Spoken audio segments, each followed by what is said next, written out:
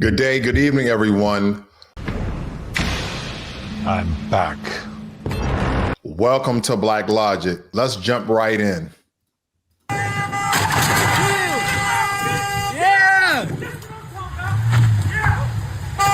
run! Hit and run! That's a hit and run! Hit and run! Hit and run! That's a hit and run! Hit and run! Hit and run! Yeah. Look, hey, watch out with that weapon! That weapon! Yo, watch out! What's wrong with you? You hit it! You hit her! Yo! What's wrong? You hit her! You hit her! You guys hit her! You guys hit her! What's wrong with y'all? Y'all hit her! Y'all bust a whole U-turn in the middle of the street! Y'all hit her! Y'all on camera! Leave her alone! She ain't even do shit! She trying to go to work! She's trying to go to work! What the fuck? Oh, what? Crazy shit. Y'all some crazy. Y'all got no heart, for real. No heart. No heart. Stop! Get off! Crazy. Get off! She's a female. Get off of her right now! You guys hit her. How you guys gonna arrest her? Get off! You guys hit her. Man, how y'all gonna arrest her, man? Y'all bogus as fuck. Get off her! What's your You hit her. You guys hit her. You guys hit her. Let's be honest. In America, whiteness isn't a box you check. It's a club you're either invited to or reminded you'll never see the inside of. Some folks thought it's a form that let them pick white, or if they stood close enough to white power, that they'd be safe. And some thought coming from the Caribbean, the continent, Mexico, South America made them exceptions to anti-Black policy. But the bouncer always knows who's on the list. And this week, the bouncer spoke. As we see right here in one of these videos, one of these short clips I provided for you guys, that the people who thought they were once safe because they checked the box of whiteness is no longer safe. Oh man, it's getting dangerous over here. Now, refugee admission used to hover around 95,000 people annually across administrations. Now, under Biden, the ceiling was raised to 125,000. Then came the rollback first to 15,000. Now is down to 7,500, which is, a historical low. Woo! Now, that's just not a number. It's a message. Admission to America is a select, exclusive club, and power keeps the velvet rope. Now, meanwhile, we see a carved out for white Afrikaners from South Africa. I don't know if you guys seen that particular story, that they're allowing only white South Afrikaners over to America. Trump caps refugee admission at record low, with most to be white South Africans. And we go listen a little bit deeper. The Trump administration will limit the number of refugees admitted to the U.S. to 7,500 over the next year and give priority to white South Africans. This is how he's carving out a welfare state for white South African refugees. Because there's this one more thing I want to show you guys before I really get into it. Benefits for refugees. They're eligible for medical exams, cultural orientation, language classes to learn English, travel loans or travel grants to come to the United States of America, temporary assistance up to 12 months. They receive cash and medical assistance for a limited time. And I know some of you guys are on your cell phones, but I want you to see this. Other support up to 5 years include employment preparation, job placement, and English language training. Some of these benefits that people from other countries receive, and now it's only been stemmed to white South Afrikaners. They're receiving all of these benefits, the same people who are being brutalized because they're illegally in the country. But we'll only bring in a certain demographic of people. This is just a welfare state altogether, as I was stating. This is building upon the video that I released last week, ladies and gentlemen. This is just the same. Or no less, on Monday, I released a video about the white welfare state. You guys need to check that out. Also, benefits available to many immigrants, regardless of their status. Emergency medical treatment, public education that would be funded by your American tax dollars. School meal programs, certain nutrition programs, benefits with conditional eligibility. Well, they'll receive these benefits. We just allude that they're white South Afrikaners that will come over here and receive SNAP, Medicaid, and CHIP, and also all other considerations they receive when it comes to scholarships and local programs. That's enough.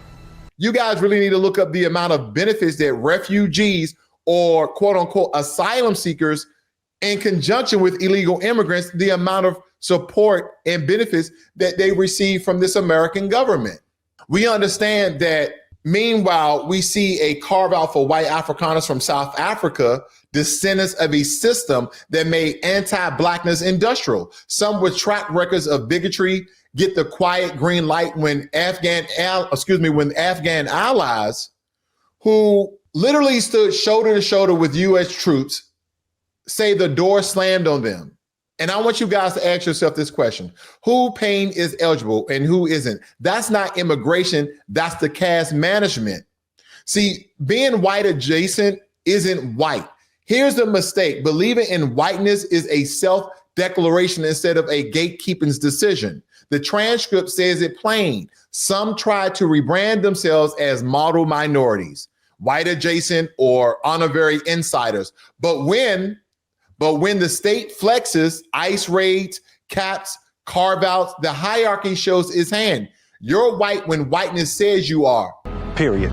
And when they say you're not, you're not. That is how they elude and get around and make buffer groups. It is what it is. Media selective morality, same pundits who hyperventilate over student protests go quiet about Afrikaner hate, rhetoric slipping through the gates. Moral outrage has an on and off switch depending on who benefits. That's not journalism. It's PR for power. Power! And if we talk solidarity, many immigrant politicians brag about a father with no pockets, or they didn't have any money. They had 5 cents, or they came over here on a boat, or they came over here as a refugee or asylum seeker who made it essentially overnight. Would they skip banks and lenders open doors for non-FBA immigrants, white immigrants that remain bolted in FBAs? That's not a grind story. That's preferential credit architecture. Meanwhile, we're still fighting redlining descendants, higher denial rates, worse terms, and risk model coded against our zip codes and our lineage. See, we see people get preferential treatment that are non-foundational Black Americans who come to this country, quote unquote, with nothing, and they would say that they made it out the mud and that no one gave them government assistance. I just show you the proof, ladies and gentlemen. I don't just tell stories without invoices and receipts. You know what I'm talking about, man. And when deportations threatens loom, when people are being afraid that they're being deported, we hear immigrants built America. Oh my God! And we know that's absolutely isn't true. Foundational Black Americans built America while laws and capital kept building fences around what we built. The transcript doesn't romanticize these origins. Many who arrived practiced open anti-Blackness at home, then imported, polished for the American stage. They jump on board with the white power structure. What do you think white South Afrikaners who come from majority Black country, that their ancestors were part of the apartheid and they are descendants of that regime? That's why immigrant solidarity often melts at the first sign of resource competition. It's not coalition. It's cute jumping dress and kente cloth. That's what they want. Wait a minute.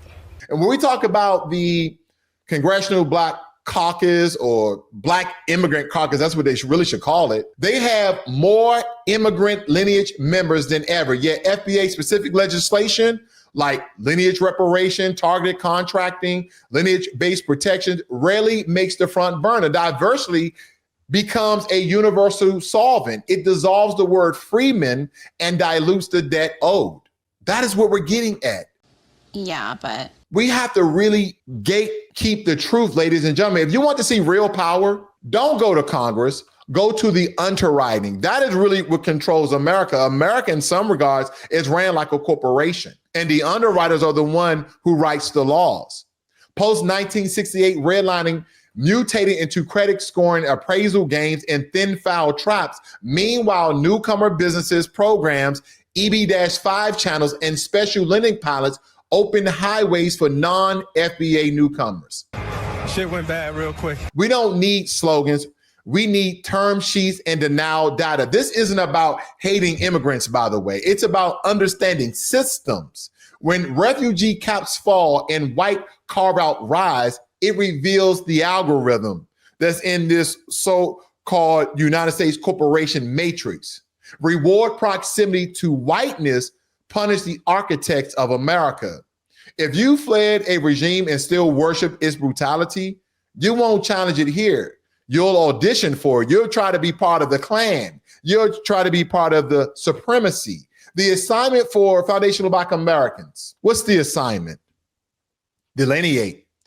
Insist on lineage language in every policy freedman. FBA, not generic Black or African American or just Black American, because as we can tell, anybody can be African American. And matter of fact, when the white South Afrikaners come over here, they're going to be African Americans as well.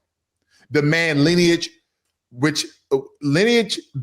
reparations, reporting on lending contracts and scholarships and hiring numbers, or it didn't happen. Push for lineage-based reparations. It's that quite simple. Federal procurement, set-asides, and CRA reforms with teeth, not just with talk.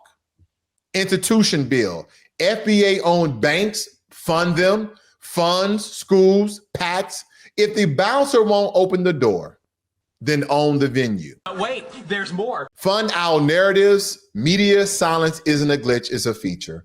And that is what they're trying to do. They're trying to stop every way that the movement behind the FBA lineage is what they're trying to pop it. That is what they're trying to really demolish. Whiteness was never a box. It was a border. When the lights come on, don't scramble for a new costume. Don't try to blend in. Don't try to stand 10 toes down on hypocrisy when it comes to this. If we're going to degrade, diminish, and decrease immigration, then the 7,500 should be split across many nations, not just because they're white and they're South Africans. You guys really need to stand in our lineage. We need to be supported within our lineage, because if not, then we're going to be co-opted out of every support that we thought we ever fought for. I don't think our ancestors will stand for this, and I don't think you will stand for this either.